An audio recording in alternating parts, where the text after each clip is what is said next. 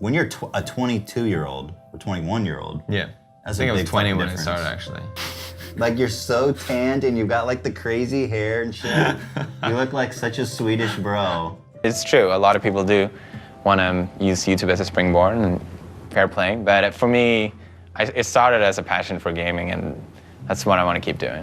I make YouTube videos every day where I upload on my channel, where I play video games and I try to entertain at the best of my abilities.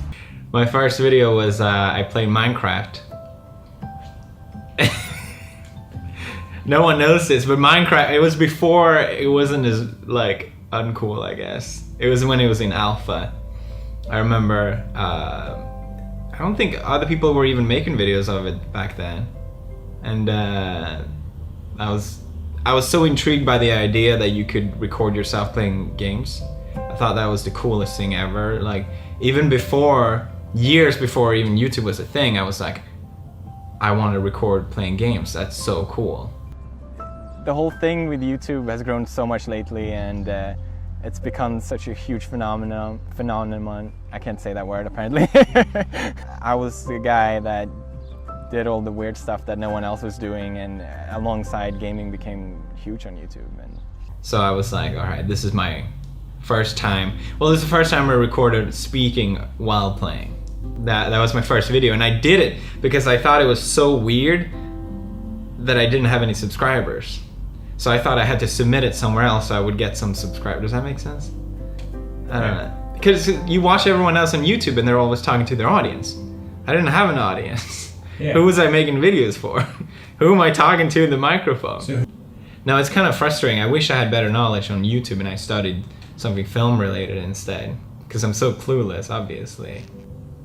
A lot of people, of my friends and friends that I met through YouTube, they treated me like I was a big shot on YouTube even before I had like 100 subs or whatever. How come? I don't know. I think people believed that I had a voice that was different, and people felt like this guy's gonna get big someday.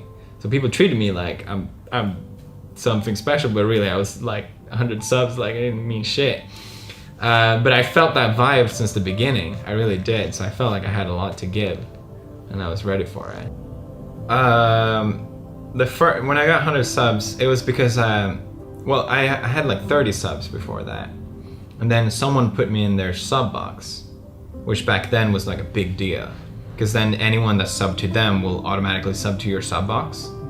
So it was a great way to get subscribers that don't give a shit about you, but you get the number. So all of a sudden, overnight, I got 100 subs, and I was like, holy shit, I'm gonna be the biggest YouTuber.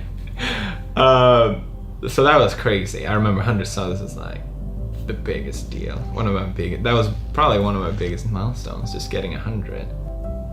I still didn't know, like, yeah, I had a couple people watching me, but I didn't feel like I had an audience yet, I would say. It was more like trying to grab people across everywhere, as many people as I can, just to have an audience, but I didn't feel like I had it yet, no. I didn't do the, hey, how's it going, bros, or anything like that back then. Because the bros became my audience. I think that's when it started, really.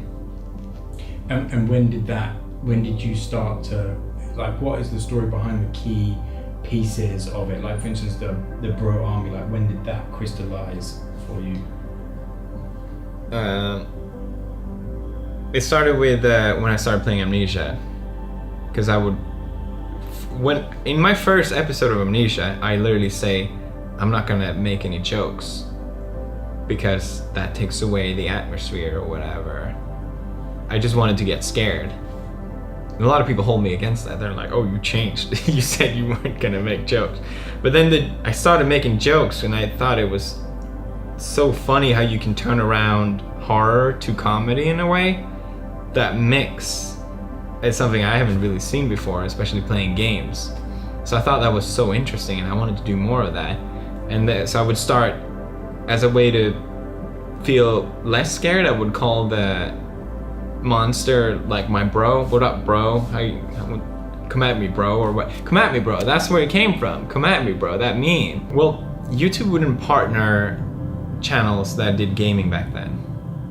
So yeah, I knew I had to get a network partnership. And I didn't even get it directly. I got it through a friend that I didn't know. Like a very loose contact gave me this contract to this company that was responsible for my living.